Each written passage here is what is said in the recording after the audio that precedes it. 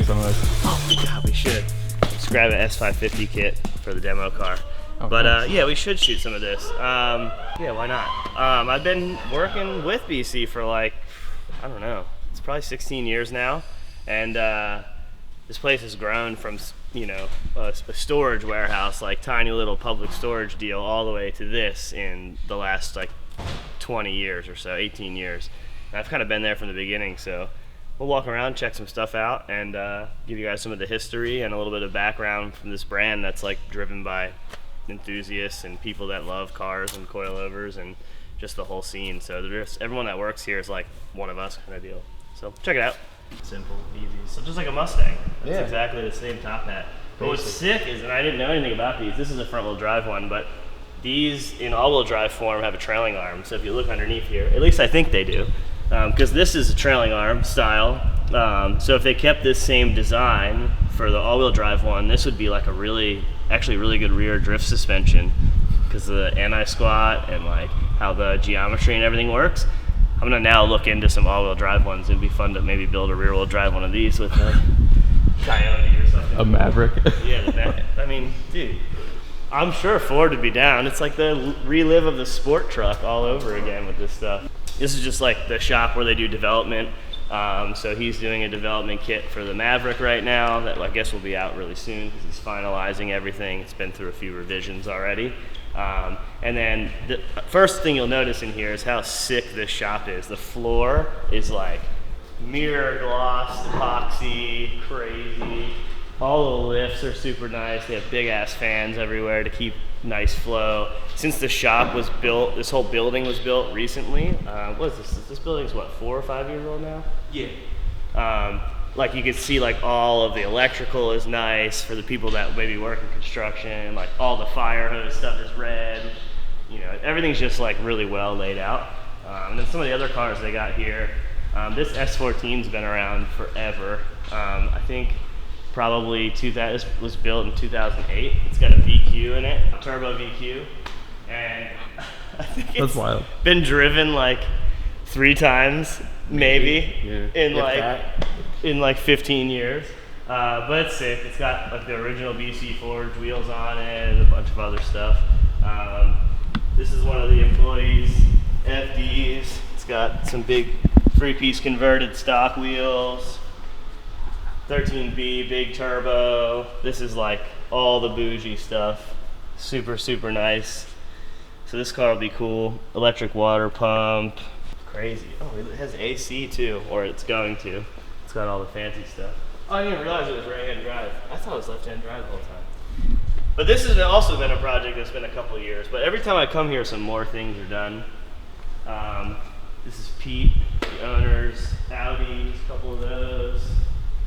Mercedes up there. Obviously all slammed on BC Forge wheels. And then if we spin around this way, this is their like event support truck that's also on BC Forge, and this is what they bring out to all the events for tents and all that. Another sick Mercedes, slammed, I think it's like 700 horsepower, maybe more. And then that's like the original staple first motorsports vehicle for BC, G35. That's been around since 2006, I believe. I've actually driven that a whole bunch of times, like in and out of trailers and through shops and stuff. And I think it's like that thing that you bring to every place you've been, but never really use. But it's the staple of like the original BC, and like the coilovers that are on that car are probably still from 2005 or 6, so it's kind of neat. That thing looks good. It's like the perfect gap all the way around, like the whole fender is the same gap. It looks good. Yeah, it'll settle some too, for sure. Sick. And this is what it should look like out the box for our customers. This is what we're going to use. For everybody, we will probably make another version, which would be extreme low. But at this time, this is what we have. It looks rad. It does look rad. Yeah. It rides really nice too. It's really comfortable, compliant. So it's not bouncy. It's not rough. Still got like 5 inches of suspension travel. Yeah. So definitely what our customers will be looking for, and can't wait to see you. I know. maybe Now I drift kind one of of want to these build down. one. Now I know it's trailing arm. Oh, it's got the power outlet in the back too. That's cool. Maverick time. Thank you, sir.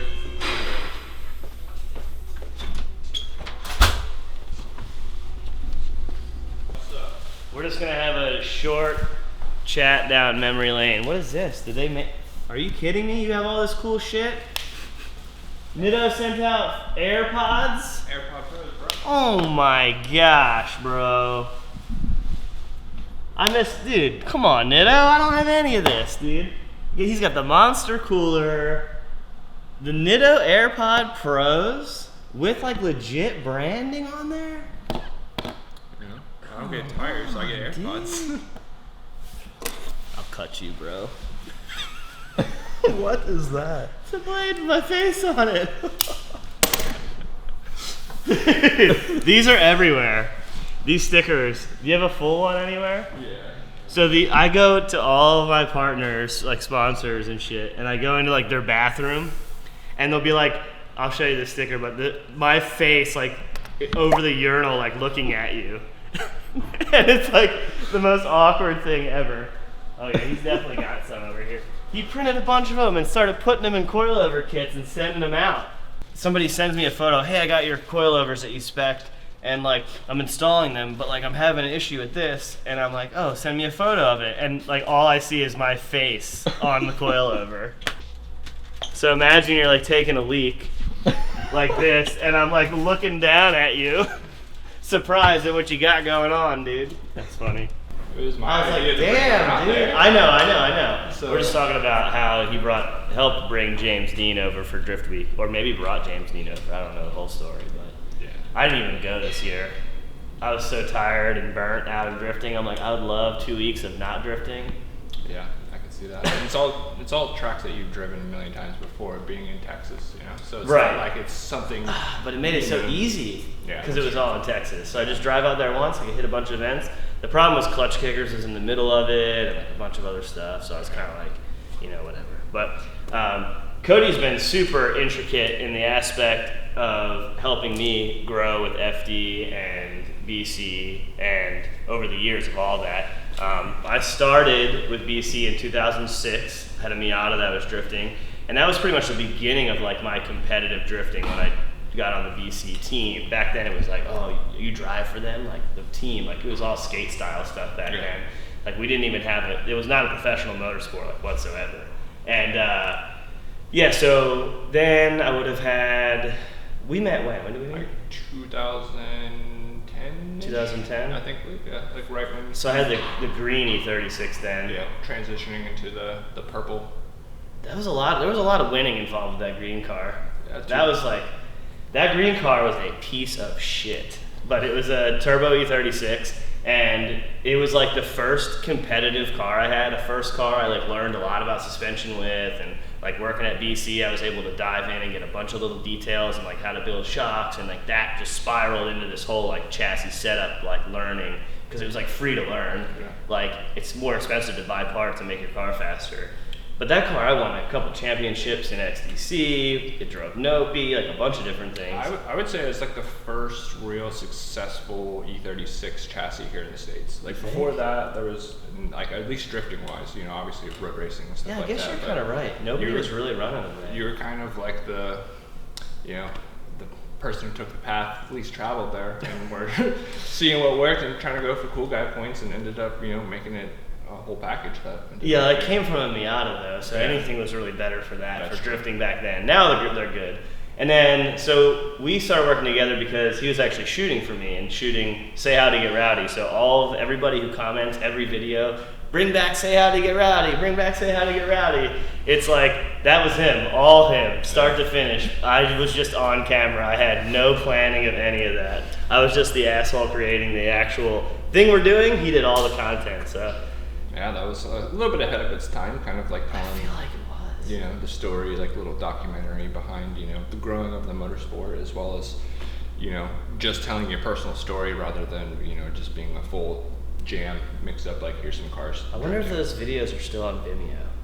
They are, some of them. Yeah, some so of them, not some to, of them not to been nix copied. you from YouTube, Yeah. but check out Vimeo. I think some of them got copyrighted. This or is some the other things. pre-copyright music. That was the era. best though. Yeah, We had exactly. heaters. Remember, you'd be like, "Yo, we need 6 songs for this video," Yeah. and I'm like, "I gotta pick 6 songs," and he would be like, 3 days later, he'd be like, "Hey man, you got those songs?" Yeah, like, I'm torn, man. Like I don't know the last one, like, cause we had heaters. They were Yeah. so good. And there's a lot of blurred lines there, so there wasn't, you could post on Vimeo, YouTube, as long as you cited the artist and stuff, it wasn't usually a big deal, but then obviously things started Yeah, to now change. it's crazy. Yeah, so.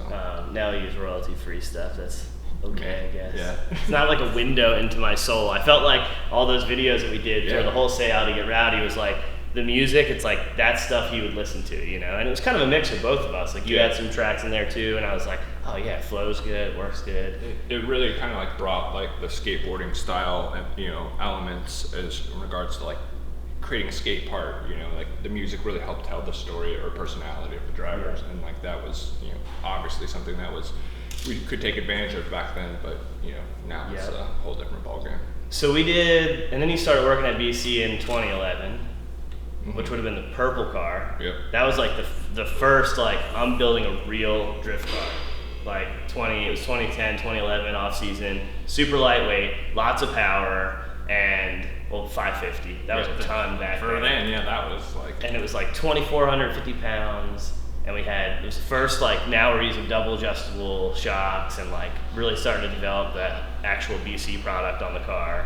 And we shot, and we actually, I guess I won XDC in that car. Again, so back to back. And then we were like, yo, we're gonna drive FD. And I'm like, no, we're not. Like, there's no way. It's so expensive. I'm not gonna be able to afford it. Like, I had some sponsorship, BC helped me out, some other products, but like, and other partners, but nothing like actually that killed it.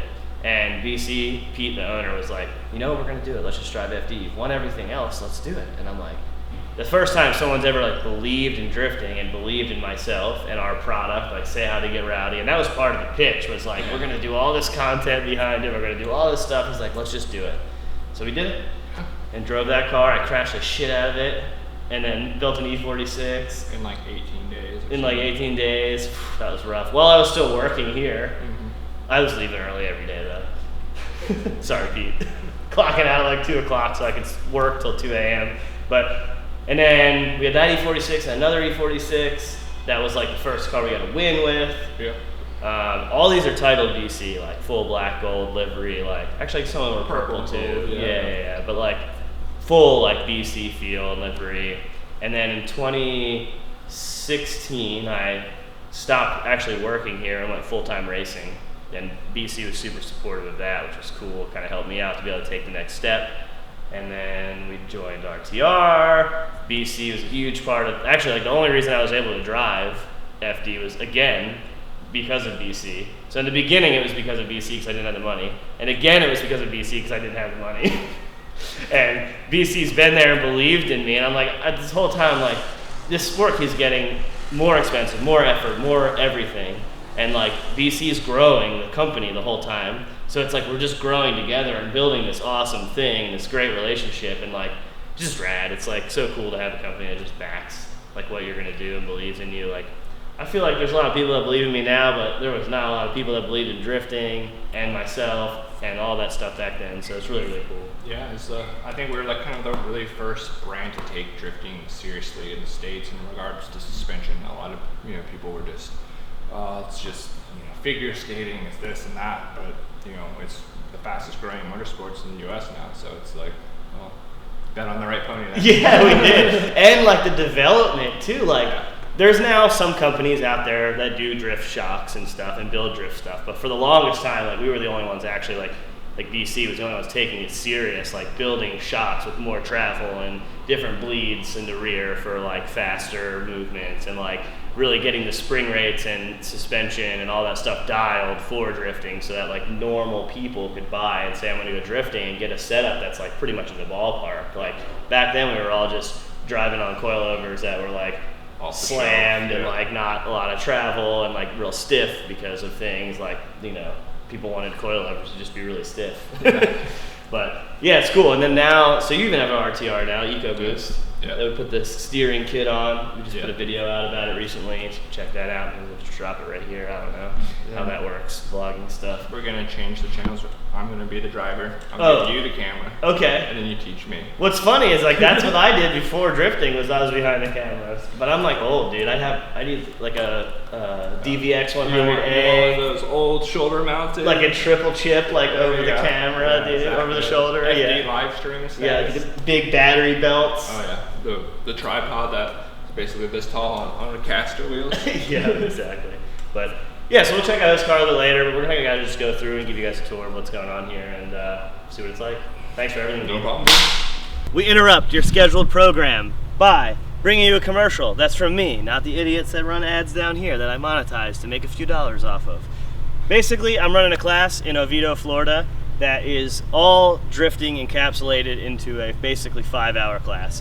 We're going to talk about tires and how they offer grip, tire pressure, style, size, diameter, width. We're going to talk about suspension geometry, spring rates, shocks, dampening, sway bars, all sorts of different steering angle kits and whether you need them or you don't and better understand them. We're also going to talk about diffs and drivetrains and power bands and all sorts of things to help you set up your car to be better, to enjoy it more, have a good time, and also maybe be more competitive and be able to win. So shoot an email to info@theschoolofdrift.com if you're interested, or check out my Instagram. It's got some information as well. But if you guys want to come, check it out. It'll definitely elevate your skills and give you something to think about moving forward with drifting. What's up, everybody? They don't know this, but I'm going to quiz them on some silly questions. All right. Difference between BR. Well, first state your name. My name is Davey. What I've do you been do? working here for about 3 years. I was mainly a sales associate. He shreds too. He's got an S550. Yeah, that's all right. What's the difference between BR and DS in 10 seconds? Okay. Oh. So the difference between the BR and the DS series is that the BR series has a linear dampening design, which means that the force generated from the shock is the same all the way throughout the dampening curve. And the DS series has a digressive dampening design, which means that the force generated from the shock is increased when the piston shaft is traveling at 50 millimeters or less per second to prevent things like body roll, pitch, and dive. Bam! That was more than 10 seconds, but it's okay. You wasted like 7 seconds of it actually reiterating the question first. That's fine though. If you have a drift car, what do you run? BRs or DSs? So typically when I recommend a drift setup, I would do the DS in the front, and then I would do the BR. My man! He knows. He knows. He's got it figured out. The DS in the rear just doesn't work as good. You need linear to get the good feel out of the car when you drift it. All right. Let's see. What else? Who's next? Replacement parts. It's going to you. All right. Okay, so if I smash the front left of my car, okay, and I need my shock maybe bent or broke because the wheel's destroyed, everything's messed up, like what information do I have to give to you to get me a shock? Well, the good thing about our kits are modular, so everything could be disassembled and reassembled. So we have a website dedicated to all the replacement parts for our kits. Dude, It's he's ready. He's prepared. Shops.bcracing-na.com. You scroll down, choose your ride, your make a model, and everything's there. If you have any questions as far as you don't know what damper you have, spring rates, whatever it may be, you can always call us, email us, or our live chat's always available too. Dude, he's like a pro. He's so good. Spring rates. Al, you're up. Yo, what's up? All right, so I think a good question here. Okay, I'm building a drift car, Gotcha. and I'm like, ooh, I want a BC kit, S13 kit, let's say, All okay? right. And so it's like 8.6 stock, right? Yeah. Right? Give a little bit of explanation of what 8 and 6 actually means, and then some things you would change for a drift kit for S13. Sure. So 8 kilo, everything's in metric. So typically it means 8 kg. So that's the force that it takes to compress that spring by millimeters. However, typically in the U.S. it's easier to do a conversion to pounds because it makes more sense. So typically 54 pounds per That's- kilogram. that's millimeter. So typically 8 kg converts over. You can go online and do a conversion, makes it easier for you, but that's typically about 450 pounds per inch. So that's for the front of an S13. The rear has a 6, so obviously that's a little softer, and you just kind of figure that out. However, On a drift setup, you definitely want a little bit more squat, a little bit more grip in the rear, depending on your setup. So you typically want to go a little softer in the rear and keep the front the same, or depending if you have no sway bar, you may want to go up in rate, depending on your angle kit. That all varies as well. So, but typically you want to go stay the same or stiffer in the front depending on your setup, and then the rear you want to go a little softer. He knows. He knows. Everybody knows. All right, what else? Let's think. Some people like to go super low, so she's going to explain the difference between a regular BC kit and extreme low kit. Okay, so we have two different setups. We have a standard setup, which is our default spec setup, which is a 1 to 2 inch drop from OEM ride height. And then the extreme lows are a 2 to 3 inch drop from OEM ride height. But we do have kits that are extreme low by default. So they are an automatic 2 to 3 inch drop from OEM ride height. All right, final question. More technical, but a little personal. Sam, are you ready? Yeah. Okay. What is your personal dampening settings? You have a BRZ, right? Yep. Your personal dampening settings on your car and why? So, I'm a bit of a guy that likes as much ride quality as possible. So, our setup's going to usually be pretty firm. So, I typically run 18 clicks front, 16 clicks rear. The reason why I kind of run it in the middle is because depending on the situation, if I'm doing like an autocross or if I'm just like driving the family around, I like to be able to have enough room to be able to adjust it firmer or softer, depending on my needs. And throughout the week or whatever situation arrives, just driving around on the highway and stuff, the 18 and 16 is a really good setup. Copy. All right, let's move on to the next. See what else is going on here. Bye, guys. Pass the quiz. So these guys are all back here doing custom builds. It's cool. Every time I come here, there's another person, which means they're building more custom coilovers, providing product to people that they want. But what's crazy is in the beginning, when we did custom coilovers and we would build them, it was all the sales guys at 3 o'clock would basically go outside and build kits with one person on the phones answering everything. And then that person would switch and we'd keep just doing this like thing for 2.5 hours at the end of the day. But now they have dedicated people and a massive setup here to be able to build custom coilovers, which is pretty sick. I'll give you guys a quick little walk around here. So it's gonna be noisy. Headphone users beware. So this is kind of cool. This is like for the assembly. You've got buttons down here that spin the shock that basically allow you to quickly put all the different parts together on it, like the spring seats and locking collars and all that. So for quick assembly, you can kind of see stuff going on over here. He's gonna probably use oh, he already used it. I missed. We're too slow. But they've got all their parts here, and they build these kits out, all the custom stuff with all the same tools that they get with the kits. So that's pretty cool. Custom builds go as far as spring rate changes. They do different valving, different dampening, different shock builds. Like if you want like an E46 car with an E36 lower mount, like you can go in and order and do that kind of stuff through custom builds. You can do super short shocks for extreme low stuff. They'll build it out. They'll put Swift springs on it. Basically change and build out a kit that's tailored for really what you want and what you're going to do. The off-the-shelf stuff's really, really good, but sometimes, like, because it's very well-rounded, sometimes you want something that's more of a specific thing, so they'll kind of come in here and these guys will build it out. Let's have a little walk around here. So, orders come in, they do all that. Check this out. This is all shock cartridges. Just the cartridges. So, like, we were talking about earlier, like 260, 120, MF1. So this is a front shock for a monotube, and it's 260 millimeter body, 120 millimeter length. So this would be like a longer body, shorter length. And then we run like farther down, all labeled, and they have T&C numbers, which is, this is how they match coilovers and the actual dampening themselves. So like if you have a failure on your car, and you need a new shock, like you crashed or whatever the case is, like you'll have these T and C numbers on here, like 382 and 86. And that's basically like an easy way to just map out the dyno, and like they'll get you one that's within 5 or so of that. So the percentage of shock is really close. So that way you're not just throwing on something that's random. Swift springs, they have a ton of them, and they're their own proprietary Swift spring. So they're 62 mil ID, which is kind of cool. I think Swift only makes 60 and 65 like off the shelf. So these actually fit BC, so it's best to order them from BC. Obviously the 65 still work, but this is definitely the best bet. They've got every spring rate possible. Look at all these shock cartridges.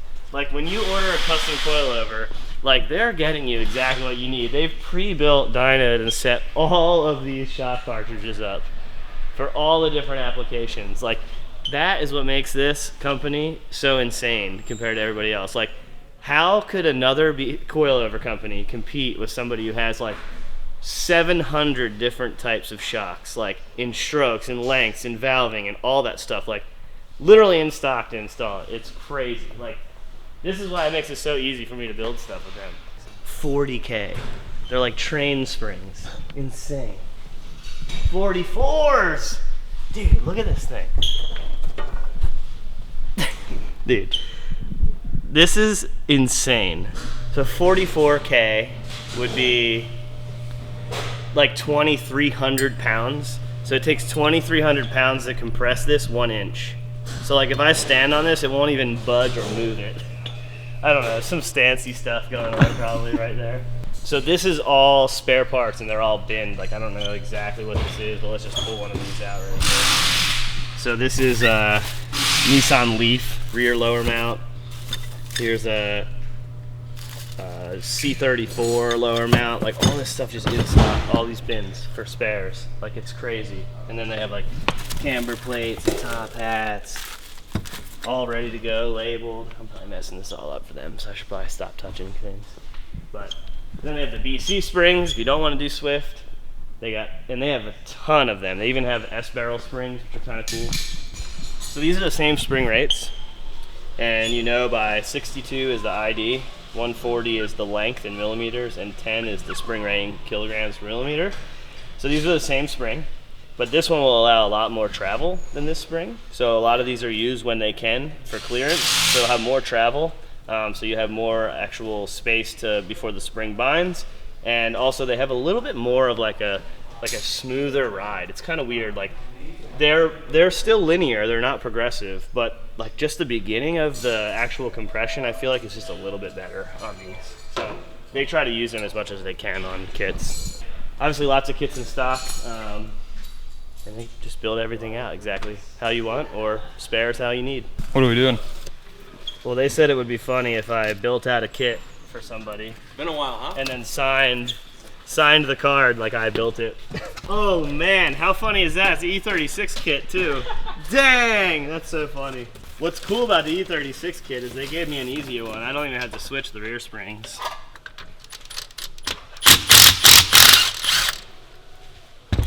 He's probably laughing at me. I'm already doing something different than how he would. I'm doing good.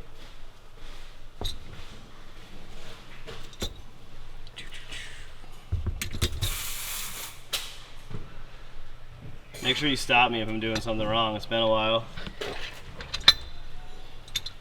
What you're actually going to want to do Okay, what am I doing? is, so since it's a Swift spring, it's actually shorter. different heights. Yeah, so I know since that. it's shorter, we're going to knock these rings loose. Yep. So you grab your spanners. Okay, I normally do it so that I have this tight already. And then I push against that. But you do it by looking at the distance between here? Yeah. Okay. There's So- definitely two ways to do that. There's a correct way, and then there's however you want to do it. No, you're good. That makes sense. I'm with it. I'm nervous now. Everybody's sitting here watching me. Dude, he's been hammering on these for a while, dude. That's like a pride thing right there. For sure. What we do to set the correct preload is we'll have the spring, Yep. have it sit up right here. Yep. Put it so here is zeroed out. Yep. Zero preload. And then you want to bring it up. The width of So- the spanner or what? Well, you can do it with your fingers Okay. or however. And you just want to make sure that this lower mount or lower lock ring sits still as you spin this top one. Yep. And as long as the spanner fits through, Copy. tighten it down. Then you can start doing your top nut. Got it. So I usually just So yeah, if throw you it on. look right now, like you can kind of see like where it's at. This would be like 5 millimeters of preload there, which is what usually what you want, right? I normally do it by just eyeballing this spot here, but both ways work. There you go. Swift spring upgrade. Done. Spring type is going to be Swift spring upgrade. Stay rad, dude.